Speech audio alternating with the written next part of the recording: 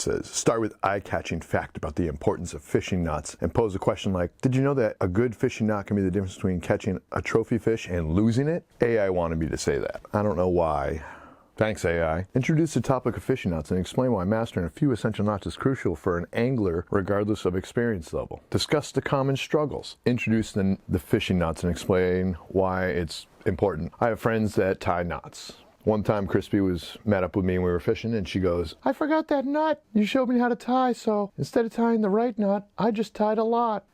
That's not how Crispy sounds. Important to tying a good fishing knot is basically so your knot doesn't fail, because your connection to the fish that you're trying to catch is on that hook. So tying a good knot that you know isn't going to fail, that you have confidence in, is very important. So let's go tie the Palmer knot. So what I'm going to do here is we're just going to use this one line. We're going to say that's my leader line. I'm going to send it through the eyelet. I'm going to go through. You can see it's sticking out. I'm going to send the loose end that's not attached to the reel, right? The fishing reel, back through the eyelet. So now you have a loop on one side, tag end, and the main line on one side. Now I take that loop on the other side of the hook, not the tag end and the main line, and I fold that over. So I fold it over the tag end and the main line, and then I go through that loop I've now created with the loop end. So now I have a loop going through a loop, and now what I want to do is that loop I've created, that last loop, I'm going to put the hook through, and I'm going to kind of guide the line down towards the shank, down towards the eyelet. And once it's down there, I'm going to lubricate it. Not in this video because it's braid, so I'm just going to pull it tight. Cinch it down, and I'm going to trim the tag end as close as I can. That is the Palmer knot. Very simple. Very easy. Don't forget to wet your line before you cinch down. All right, now let's go to the snell knot. The snell knot is important. When you use a circle hook or an octopus hook, you're going to want to use a snell knot. What we're going to do with the snell knot, we're going to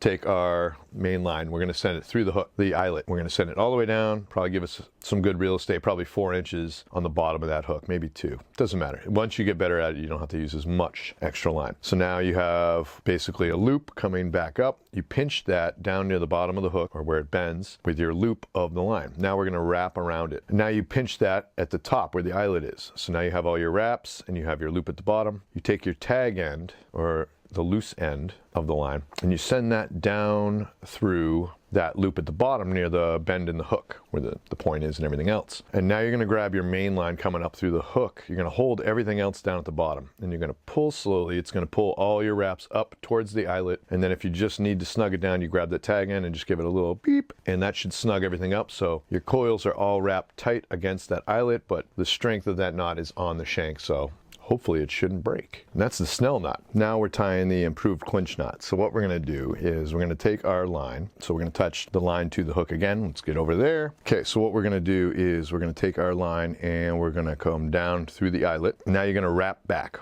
1, 2, 3, 4, 5, 6, maybe 7. Now we can see it's all wrapped. There's wraps up here. Now we're going to take the tag end. We're going to send it through that bottom loop down near the eyelet. And then after we do that, we're going to come back up through that additional loop that we've created. And now we're going to pull this whole situation tight. Don't forget to wet your line, but you're going to pull it all tight. Now, this is the only line. This is the only knot I've had fail. Just the knot completely fails. But I believe that's user error. Like I tied it incorrectly. I didn't take my time and do the wraps right. I didn't finish the knot correctly. The other one I've had break a lot is the Palmer knot. That could be from me simply not wetting my line properly or taking my time and cinching down. Take your time when you cinch down. You don't have to do it fast. It's not a race. Freshwater fishing novices, new viewers, I hope this video helped you learn how to tie some of the most essential knots for attaching your fishing line to your hooks. Let me know if you've tied any of these knots. What's your go-to knot for attaching line to a hook? Or if you even learned anything from this video. I appreciate everyone watching this week.